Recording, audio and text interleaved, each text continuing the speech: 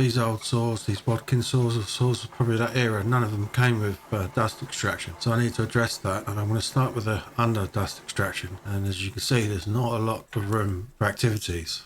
This saw's arbor tilts towards the rip fence, which isn't great. I mean, if you're cutting 45-degree cut and it's trapped between blade and the rip fence, that's not clever. I'm going to change how the rails fix to this top later to address that.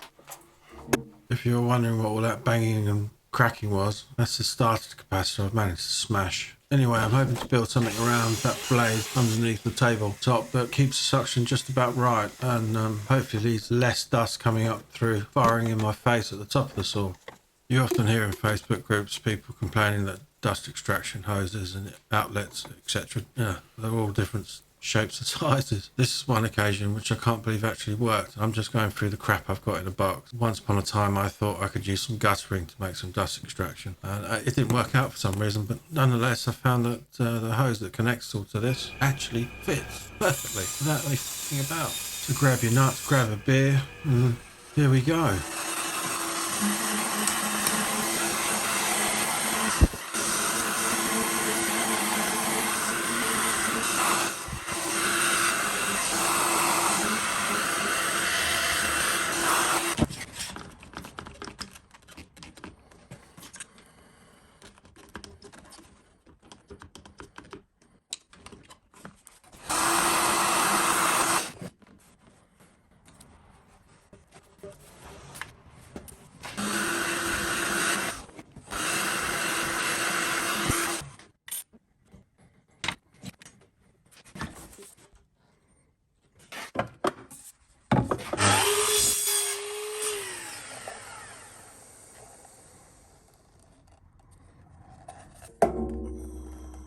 I used milli put, if that's how you pronounce it. I had kicking around to try and, I'm going to call it porting. It's like what you do on a RX-7 with the exhaust and stuff. Basically just to help keep airflow nice and smooth, no 90-degree bends, and with as least resistance as possible. I will be testing this as well with a proper airflow meter.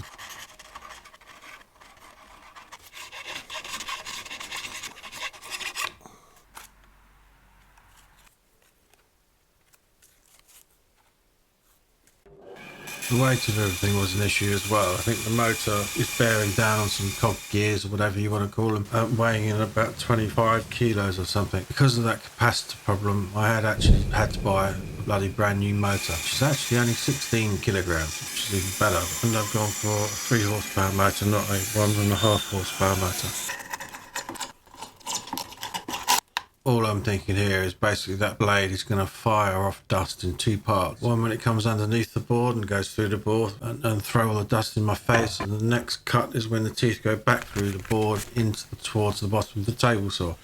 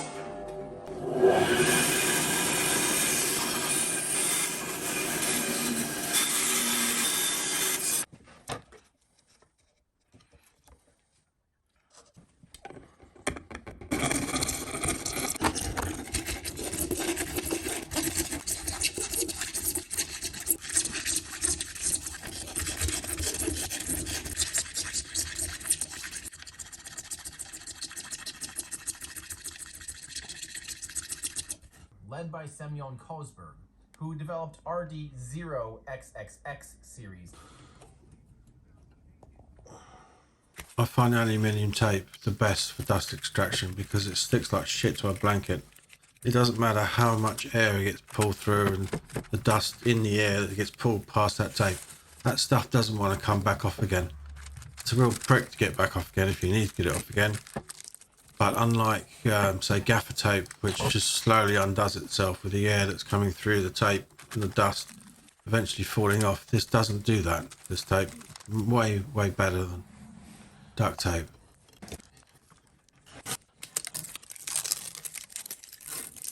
But there is one more thing.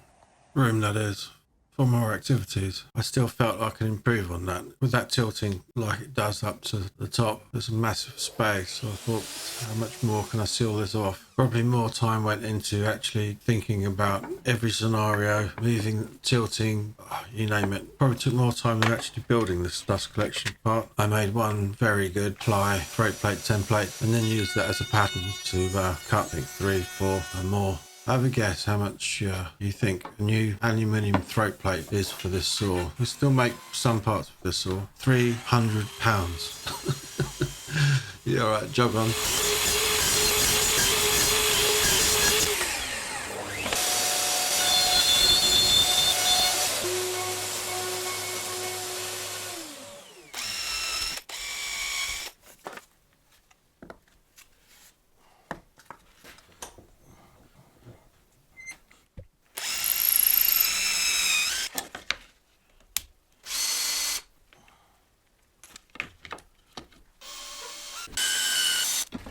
Oh yeah, I got lucky there, eh? That's nearly on point. Nice. With the blade fully lowered, the top of the blade basically sits below the line of the throat plate, so you can't actually have the blade's not low enough basically to not touch the underneath of that throat plate. Put the throat plate in, wind the saw, level up so the blade goes through the throat plate, creating your zero clearance insert. Bit of a pain. Thread on this arbor is reverse thread, so it isn't righty tighty, lefty loosey. It's lefty righty, loosey tighty. So yeah, it's going to be very easy to drop that nut down there with the cast iron top on top. That's going to be a fucking prick to get back, or it's going to go down the pipe into the pipe. As long as the dust extraction isn't on, it's going to be retrievable. So the idea is I can take off that attachment and attach it to any throat plate I like.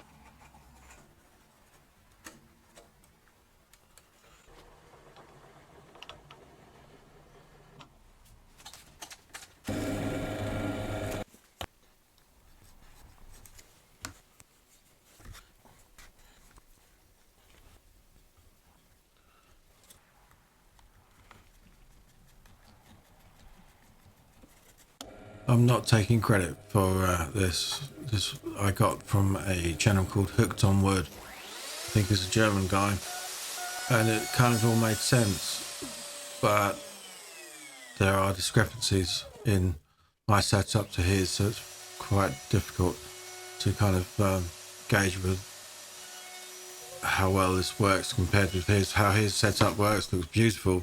How mine is very different. And I'm still playing with the idea. I'm still trying to work it out.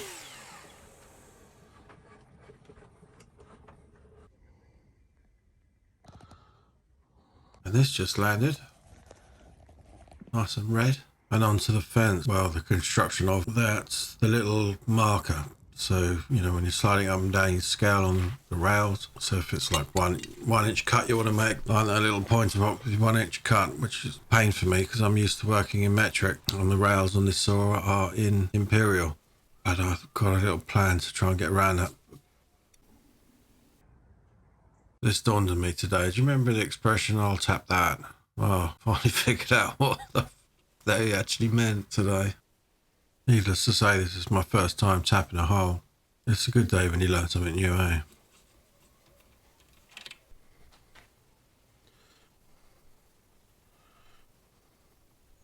It's important you get this installed in the correct direction with that grub screw and the slot facing away from the handle that clamps the whole thing down. If you don't get the bulge of that part and also the grub screw facing the correct direction, you've got no chance of getting a screwdriver in there because the handle's in the way. And that's part of the how you do all the adjustments in a minute, which I'll show you now. Here's a quick little view of the piston that does the work. To fix how much clamping pressure is forced when you pull that handle down, if it's too loose, this is what you need to do. Remove that grub bolt with that kind of funny nipple, remove that piston. Probably need to use the handle to push it out a little bit so you can get your fat fingers around it and pull it out. That will reveal the slotted screw that you can turn in and out and give more pressure or less pressure. And this is how that locking grub screw works with that piston. Pretty straightforward, really. Quite clever engineering, I think. There you go. This wasn't utter dickhead to do, and I easily spent the best part of a day racking my brains how the hell this goes together, because there's no instructions online and no one's sharing that kind of information. But that rod is loaded with 2 springs, one at one end and one at the other end, and there's only one of me, so this is what I come up with in the end, to push the rod far enough down, because obviously you can't get inside that piece of fence, and try and attach, which I can only explain as like a locking nut type device, which also puts tension on the spring. And it was an absolute pig to do, as well as if you don't get it right, and it part that you see me screwing at the moment, that drops inside that fence rail. You got to take the whole thing apart to get it back out again. It was a right pain in the arse. That's how I did it eventually anyway. I mean, it took me the best part of a day to get that far. Something so old I can actually turn the saw with it. Now it's pretty simple to correct the fence and align it with your mitre slot. You just need to loosen these bolts, slide it up to the mitre slot, and just tap it until it's perfectly straight, and just tighten up your nuts. When you've done this and you're sliding it backwards and forwards, and you find when you clamp it down again it's still on the piss, it's probably because of the rails that the fence is sliding on aren't parallel. Check those, and you probably need to shim them, use some paper, beer can, whatever, and get that sorted. To de-rust those lovely rails you just saw there, I used this Vapo rust stuff that's been recommended to me by my brother. I wasn't overly enamoured with it, albeit it cleaned out all the rust proper, did a good job. But man, did it take a lot of polishing up to get it to a reasonable standard. Not a standard that I was actually happy with either. I would really have liked, my sort of chrome shiny, but there you go. And then there's this little micro adjuster. The one on this saw was a little bit knackered. I'm guessing someone had, slid over the fence with it still engaged and smashed those cogs pretty badly. I'm hoping I can possibly get it to usable without having to pay 126 quid for a replacement. People that supply the parts are a joke for prices for these things. To get that fine adjuster out of the ripped fence, just hit on the cog end and it'll come out pretty easily. All this little bit of work here trying to straighten out those cogs, it did work out, kinda. I will be buying a new one. It will do for now. Anyway, it got me thinking, for that price I need to think of something that's going to stop this from happening again, and this was my idea of how to stop it. I had this piece of junk kicking around in a drawer, absolutely useless as tits on a ball. I needed a spring. I didn't have the bits or mindset to know how to make a spring, so I tore this thing apart. Honestly, it's a pile of shit anyway, so that pile of shit actually served a good purpose in its life.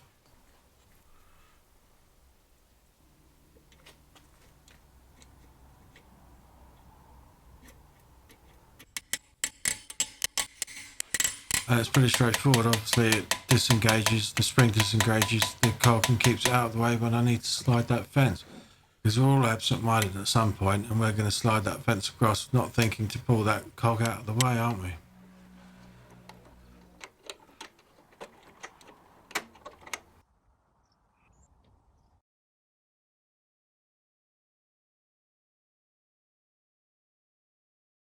Two sets of rails that come with this saw. There's some short ones and some long ones. My problem with this saw is, and the only problem I've got with this saw is the arbor tilts towards the fence. I always have my fence to the right of me. So any enthusiast is going to think, oh no, you've set this up wrong. Well, I haven't actually. So I've moved the rails over to the left, which gives me quite a nice capacity for 45-degree cuts.